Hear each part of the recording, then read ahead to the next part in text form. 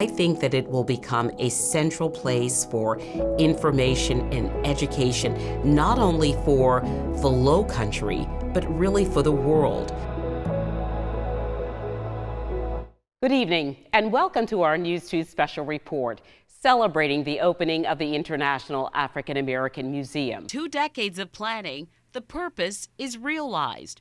The International African American Museum tells the stories of how Africans and African Americans used intelligence, ingenuity, and insight to shape every aspect of the world.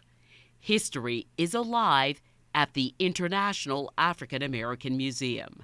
Senator Scott, I've heard you say that it's been difficult for Republicans to reach African American voters. Do you have the kind of relationship you want with the African American community? The truth is that whether you vote for me or not, I work for the state of South Carolina and I work for those voters. So I'm always looking for ways to engage.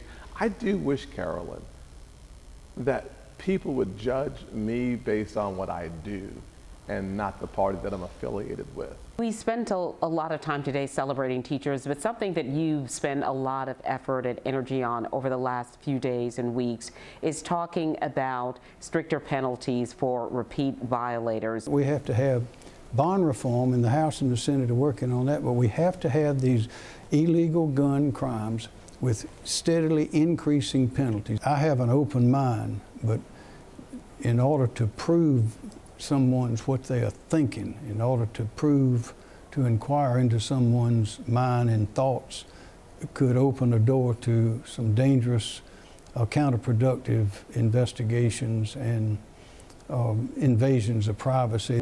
Charleston needs an estimated $3 billion to fight flooding across the city. That's a price tag of nearly $20,000 for every person living in the city of Charleston. How will each of you secure federal funding to help the city of Charleston literally and financially stay afloat? Dr. Andrews, you have 1 minute to respond. We have to take flooding seriously, and flooding is a problem because of number 1, our crumbling infrastructure, and number 2, climate change. Representative Mays, the same question for you. How will you help secure federal funding to alleviate flooding in Charleston? You have 60 seconds. I'm so glad you asked. I actually just got over $100 million appropriated for flooding projects here throughout the 1st Congressional District. Breaking news right now. Sources say that the verdict is in the Alec Murdaugh double murder trial. We are going back to Hampton County right now for the very latest. Jurors started deliberating just before 4 o'clock this afternoon, and we will soon know if that South Carolina disbarred attorney what the fate will be for Alec Murdaugh. Says Alec Murdaugh found guilty. We want to now go back to Charleston, the News 2 studio, with Carolyn and Aaron. Ladies.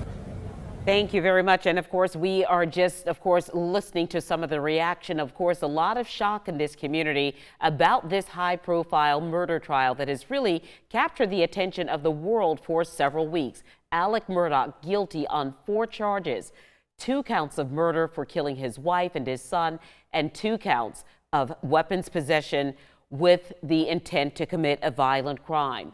We heard from Ronnie Richter that Alec Murdaugh will likely end up at Kirkland Correctional Institute.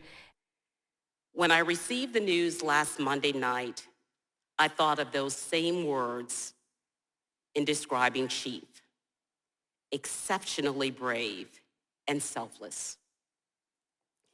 The Police Awards program is a part of Chief Reynolds' legacy. The program exists and will celebrate our law enforcement officers for years to come because of his vision.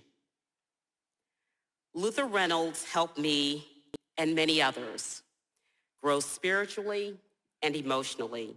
Welcome to Seaweed 2023. We couldn't be happier to be here at Charleston Place. I'm Carolyn Murray. We are so excited about this. Sure. The 41st year of Seaway, hard to believe. We are so happy to have Ryan Kirby join us. Ryan is the featured artist for Seaweed 2023. Ryan, thank you so much for being with us. It's a great opportunity to meet new people. Everybody has a story here. Everybody is very interesting, and we all gather around that love of wildlife and the outdoors. So it's really cool. And you come from a very beautiful part of the country, Boone, North Carolina. Yes. But Ryan, I like something that you said, that you've gotten a lot of support. You came and enjoyed Seaweed, but they also rallied behind you and supported your work. Yeah, Seaweed makes it really easy. And when you visit Ms. Emily, you will learn too, just like I did. Miss Emily, I just saw you sprinkle some flour on the counter. What's going on? Let me give you a little job. Put it on.